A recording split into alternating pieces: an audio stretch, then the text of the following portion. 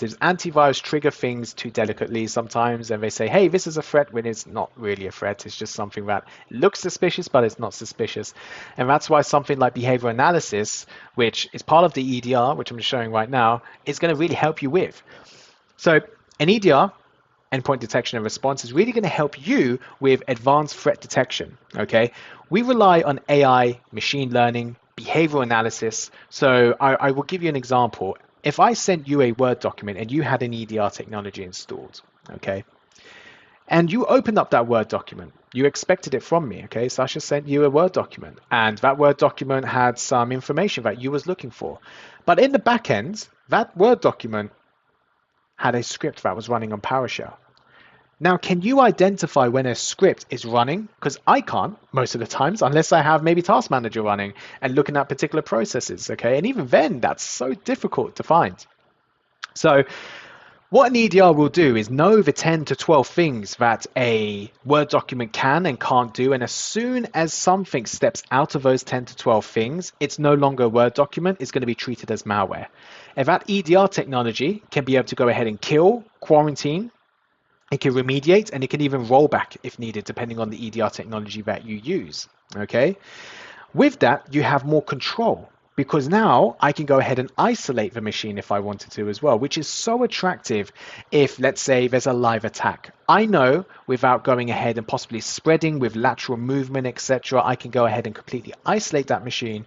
All ports on that machine will be closed besides one port, which will be the port to that management console. Okay, so we're completely locking down that machine, which is incredibly granular compared to something like an antivirus. Okay, and with an EDR, you have the capability of threat hunting. You are gathering more information, okay, and you can be able to also understand the RCA, the root cause analysis of what happened with that particular threat. So let's say, for example, what was communicated with that endpoint without on the internet? Was it an IP address, for example? Was it a specific domain?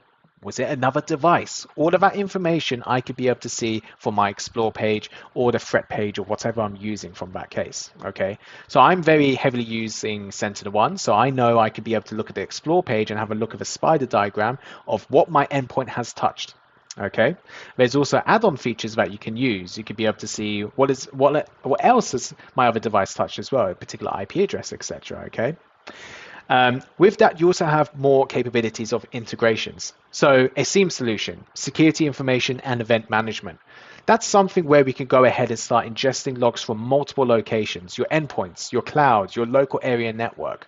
It's important that your EDR, your endpoint protection, or whatever you're using can be able to pull those logs into the SIEM solution as well. Why is that important? Because then you can be able to completely map out what happened and correlate different elements to be able to make an incident, okay? Because the worst thing you want to do is not have visibility of your endpoints, all right? And when you're using a SIEM solution, that's normally the solution you're going to look at first, okay? And then if you need to be a little bit more granular, you would look at something like an EDR, okay? So that's why it's important to be able to have those integrations as well. Now, I've just possibly had the magic wand and just say, hey, I've solved all of your problems with the antivirus with an EDR. Unfortunately for SMBs and MSPs, we do have two issues, two T's, T for tangos, time and talent. Do you have the time to look at all these threats? Okay.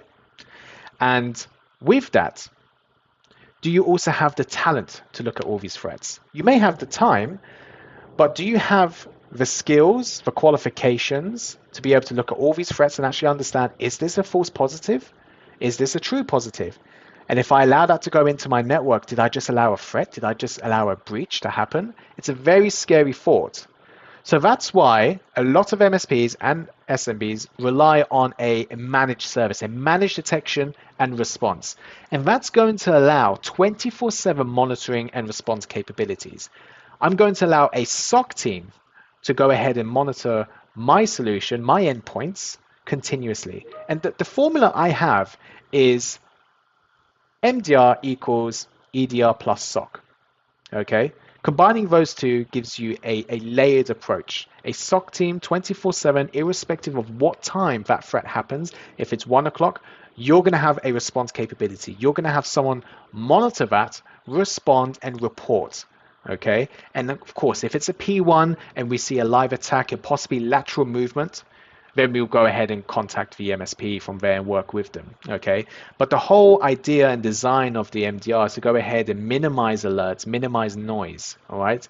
So we really try to aim, well, with what I do with my current team, it's around 95% of alerts that we deal with from the vendor side, and then the remaining 5% may be us reaching out to you, the MSP, going ahead and actually understanding, hey, we've seen some abnormal behavior. Can you tell us a little bit more about this user? But that might be a P3, so we're not actually requiring an urgent reaction from there. Okay, that's come back to us whenever we are. We've put this on hold.